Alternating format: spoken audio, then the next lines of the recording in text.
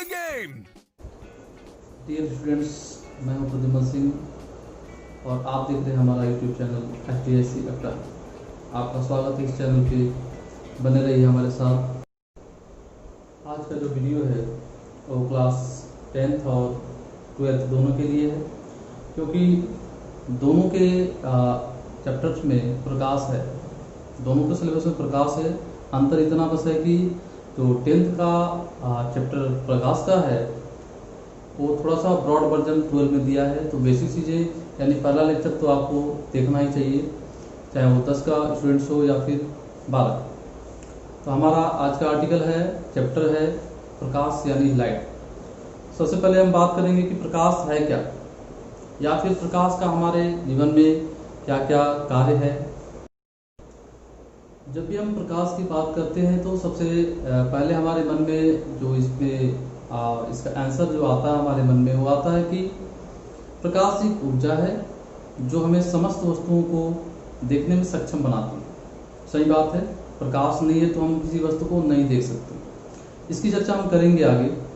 तो सबसे पहले जान लें कि प्रकाश है क्या। तो प्रकाश एक प्रकार की ऊर्जा है, प्रकाश एक प्रकार की ऊर्जा है जो हमें समस्त वस्तुओं को देखने में सक्षम बनाती है। या फिर कहें कि प्रकाश एक प्रकार की ऐसी ऊर्जा है जो हमें या फिर हमारी नेत्र को जो देखने की क्षमता है उसको उजागर करता है। तो सबसे पहले बात है कि प्रकाश है क्या। तो जब भी क्वेश्चन मार्क उठता है कि प्रकाश है क्या, तो हमारे मन में इसका बड़ा अच्छा आंसर आता है कि प्रकाश एक ऐसी ऊर्जा है जो हमें वस्तुओं को देखने में मदद करती है। सही बात है, प्रकाश हमारे दृष्टि ज्ञान को जागृत करती है और हमें सक्षम बनाती है ताकि हम विभिन्न वस्तुओं को, उनके रंगों को, उनके आकार को समझ सकें, देख सकें। तो सबसे इम्पोर्टेंट बात है कि आखिर वस्तुओं को हम प्रकाश में ही क्यों देख पाते हैं। क्या रीजन है कि हम वस्तुओं को प्रकाश में देखते हैं, या फिर कहें कि प्रकाश हमारी नेत्र को, हमारी आंख को किस प्रकार से हेल्प करता है वस्तुओं को देखने में। तो चलिए हम बताते हैं कि कैसे हेल्प करता है प्रकाश हमें समस्त वस्तुओं को देखने में। तो सपोज करिए कि आपको किसी अंधेरे रूम में भेज दिया जाए, किसी अंधेरे रूम में भेज दिया जाए एक टार्च देकर, और आपको कहा जाए कि जो अंधेरे रूम में कोई वस्तु है, जैसे पंखा है, उसको आपने देखना है। तो आपको तो पता है अंधेरा रूम है तो कुछ दिखाई नहीं देगा, और टार्च के सहारे आप देखना चाहते हैं तो आप टार्च को अपने आंखों पे जलाएंगे? जी नहीं, हम टार्च को आंखों पर नहीं जलाएंगे। कहाँ जलाएंगे? जिस वस्तु को देखना है, यानी पंखे को देखना है, तो हम टार्च को पंखे पर जलाएंगे और पंखा हमें दिखने लगेगा। मतलब यहाँ से एक चीज तो क्लियर हो गई कि जिस वस्तु को देखना है वो प्रकाश में होना चाहिए। जैसा कि हमें पंखा को देखना था तो हमने लाइट को अपने आंख पे नहीं पंखे पे जलाया और पंखा हमें दिखने लगा। इसका मतलब यह हुआ कि हमारा नेत्र प्रकाश में रहे या न रहे, वह वस्तु प्रकाश में होना चाहिए जिसको हम देख रहे हैं। तो शायद कुछ बातें समझ में आ रही होंगी कि प्रकाश का रोल क्या है हमें वस्तु को दिखाने में। तो हमने यहाँ पाया इस एक्सपेरिमेंट से कि किसी भी वस्तु को देखना है तो हमें वह वस्तु प्रकाश में रखनी होगी, तभी हम देख पाएंगे। एक्चुअली होता क्या है, तो कहीं से भी प्रकाश का स्रोत, चाहे सन हो या लाइट हो, लालटेन हो, मोमबत्ती हो, कोई भी लाइट का सोर्स क्या होता है, प्रकाश को छोड़ता है। प्रकाश चारों ओर फैलता है, वस्तुओं पर पड़ता है, विभिन्न वस्तुओं पर। और वस्तुओं का एक गुण होता है कि या तो प्रकाश को अवशोषित कर लेंगी या प्रकाश को परावर्तित कर लेंगी। तो देखिए, कुछ हिस्सा वस्तुएं, समस्त वस्तुएं कुछ हिस्सा अवशोषित कर लेती हैं और कुछ न कुछ प्रकाश का कुछ हिस्सा वो परावर्तित कर देती हैं, वापस कर देती हैं। तो होता क्या है, किसी वस्तु पर प्रकाश पड़ा, वस्तु ने कुछ अवशोषित किया या पूरा परावर्तित कर दिया, वापस कर दिया। तो यानी जो प्रकाश आया था उस वस्तु पर और परावर्तित हुआ विभिन्न दिशाओं में, तो जिन दिशाओं में वो प्रकाश परावर्तित हुआ है, अगर नेत्र आपका उस दिशा में है तो आप उस वस्तु को देख पाएंगे, अदरवाइज नहीं देख पाएंगे। मतलब हमारी आंख क्या करती है, तो किसी वस्तु पर प्रकाश पड़ा और प्रकाश ने उस वस्तु का कुछ भाग इधर उधर परावर्तित किया, और वह परावर्तित प्रकाश अगर हमारी नेत्र में प्रवेश करता है तो रेटिना पर उसका प्रतिबिंब उल्टा बनेगा, फिर हमारा मस्तिष्क उस बने उल्टे प्रतिबिंब को सीधा पड़ता है। तो आपको एक चीज क्लियर हो गई होगी कि हमें नेत्र को, हमारी नेत्र प्रकाश में रहे या ना रहे ये जरूरी नहीं है, लेकिन जो वस्तु आप देखना चाहते हैं वो प्रकाश में होना चाहिए, क्योंकि हमारी नेत्र उस वस्तु से परावर्तित हुई प्रकाश किरणों को ही पढ़ती है, उसी के सहारे रेटिना पर प्रतिबिंब बनता है। हम आगे आंख की बात करेंगे, ये चैप्टर ये पूरा, तो बस यहाँ से इतना समझ लीजिए कि किसी भी वस्तु को आप देख रहे हो, किसी भी वस्तु को आप देख रहे हो ये तभी संभव है जब वो किसी प्रकाश में रखी हो और उस पर प्रकाश पड़ने के बाद उससे जो परावर्तित किरणें हैं वो कहीं ना कहीं आपकी आंखों पे जाएंगी, तभी आप देख पाओगे, अन्यथा नहीं देख पाओगे। जैसे मैं बात करूं, ये हमारे पास एक नोटबुक है, सामने वाला हिस्सा आपको दिख रहा है, इसके पीछे वाला हिस्सा नहीं दिख रहा। क्या इस पे प्रकाश नहीं है? बिल्कुल प्रकाश है। इस पर भी प्रकाश, इस परत पर यानी जो मेरे तरफ है उस पर भी प्रकाश पड़ रहा है, लेकिन इससे जो परावर्तित किरणें हैं वो हमारी नेत्र में नहीं पड़ी। अब यहाँ पे देखिए, यहाँ पे प्रकाश आ रहा है, इस वस्तु ने शायद कुछ अवशोषित किया होगा प्रकाश का हिस्सा और कुछ ना कुछ वापस किया है, तभी ये आपको दिख रहा है। परावर्तित प्रकाश किरणें आपकी आंखों में जा रही हैं तो आप इसको देख पा रहे हो।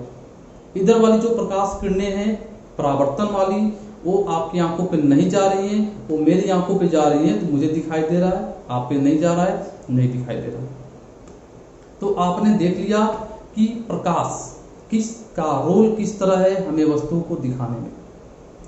चलिए परिभाषा की बात करें तो परिभाषा, अगर सिंपल परिभाषा देखें क्लास 10th लेवल का, तो प्रकाश एक ऊर्जा है जो हमारे नेत्र ज्ञान को जागृत करता है, अर्थात समस्त वस्तुओं को देखने में हमारी नेत्र को सक्षम बनाता है। या फिर इंटरमीडिएट लेवल की बात करें तो प्रकाश एक प्रकार का विद्युत चुंबकीय विकिरण है जो हमारे नेत्र ज्ञान को जागृत करता है, हमें समस्त वस्तुओं को देखने में सक्षम बनाता है। तो आशा करता हूं कि प्रकाश को आप समझ पा रहे होंगे। चलिए आगे बात करें कि प्रकाश का गुण क्या है, प्रकाश का यूज क्या है। तो यूज की बात करें तो पृथ्वी पर प्रकाश का सबसे बड़ा स्रोत सन है, यानी सूर्य। आप जानते हैं कि सन पर हमें लगता है समस्त जीव जंतु, पेड़ पौधे, वनस्पति आधारित है। सनलाइट पर सभी वस्तुएं आधारित है। सनलाइट अगर मिलना बंद हो जाए तो हमें लगता है कि प्रकृति का इस पृथ्वी पर होना असंभव है। जैसे सबसे बुद्धिमान जीव की बात करें मनुष्य की, तो अगर हम किसी मनुष्य, ऐसे मनुष्य को पकड़े जो सर्वाहारी है, तो सर्वाहारी मनुष्य किन किन चीजों पर आश्रित है, तो पहला है वो मीट मांस पे, यानी अगर बात करें कि वो बकरी पर निर्भर करता है, गोट पे निर्भर करता है, और प्लस वो वनस्पति पर भी निर्भर करता है, अन्न पर भी निर्भर करता है, पेड़ पौधे पर भी निर्भर करता है। तो पेड़ पौधों के पास चला जाए सबसे पहले, तो पेड़ पौधे भी आश्रित हैं किस पर? सनलाइट पर। आपको पता होगा कि पेड़ पौधे या वनस्पति जो अपना भोजन बनाते हैं वो सनलाइट की उपस्थिति में बनाते हैं, सूर्य के प्रकाश की उपस्थिति में बनाते हैं। मतलब सनलाइट उनको न मिले तो अपना भोजन नहीं बना पाएंगे, अर्थात वो जीवित नहीं रहेंगे, और जीवित नहीं रहेंगे तो शायद सर्वाहारी का एक पार्ट वो निष्क्रिय हो गया।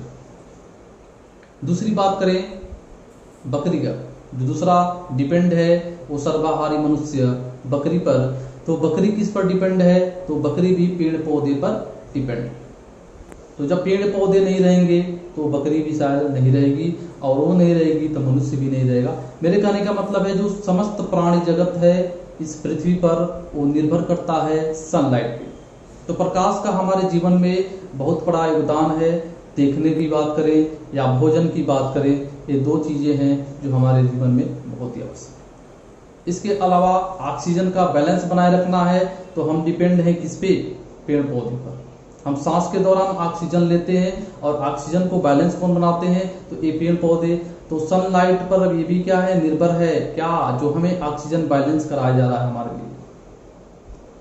तो पृथ्वी पर सबसे बड़ा स्रोत हो गया हमारा सूर्य। अब देखिए, अगर मैं यूज की बात करूं तो पहला नंबर आ गया पौधे, पेड़ पौधे वनस्पति प्रकाश संश्लेषण में प्रकाश की सहायता से अपना भोजन बनाते हैं।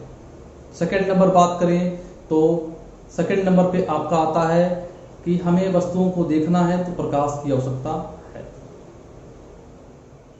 ठीक है, चलिए इसके कुछ गुण है प्रकाश के, उसको हम जानते हैं। तो सबसे पहले बात करें तो प्रकाश का अपवर्तन हो सकता है। अपवर्तन का मतलब होता है कि प्रकाश किसी ऐसे पदार्थ से गुजरे, पदार्थ किसी ऐसे पदार्थ पर पड़े कि उसके आर पार चला जाए। जैसे श्वेत कांच ले लें, पारदर्शी कांच जिसके आर पार देखा जा सके। अब आर पार देखने की बात हो रही है तो आर पार हम तभी देख पाएंगे जब उस पार से आने वाली प्रकाश किरणें इधर पहुंच जाए। यानी प्रकाश का अपवर्तन हो सकता है, मतलब प्रकाश कई वस्तुओं से, पारदर्शी वस्तुओं से एक दिशा से या एक तरफ से दूसरी तरफ जाती है। पहला हो गया। दूसरा हो गया प्रकाश का परावर्तन हो सकता है। जी हाँ, प्रकाश कई ऐसी वस्तुएं हैं जो काफी चमकीली होती है, जिनकी सतहें, जैसे हम अपने घर में दर्पण का यूज करते हैं तो दर्पण से प्रकाश 100% वापस हो जाता है। यह क्रिया क्या है? प्रकाश का परावर्तन है। यानी प्रकाश किसी ऐसी वस्तु पर पड़े, ऐसी वस्तु पर है जिसका 100% या अधिकांश भाग वापस हो जाए अपने ही मार्ग में, ये होता है प्रकाश का परावर्तन। फिर बात करें प्रकाश के गुण की तो प्रकाश सदैव सीधा मार्ग पर चलती है, सीधे पथ पर गमन करती है।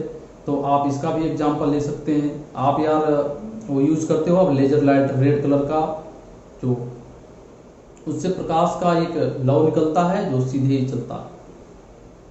या फिर दूसरा एग्जांपल ले लें, किसी गेंद को आप रस्सी में बांधिए और अपने छत से उसको लटका दीजिए और गेंद की एच ऊंचाई को ले लीजिए। एच ऊंचाई से मान लीजिए मैं 2 मीटर की ऊंचाई पर टार्च जला रहा हूं तो उसका प्रतिबिंब दूसरे तरफ दीवार पर अगर बनेगा उसकी ऊंचाई आप नापिएगा तो वो भी 2 मीटर की ऊंचाई पर आपको दिखेगा। तो इससे ये प्रूफ होता है कि प्रकाश सदैव एक सीधे पथ पर चलती है।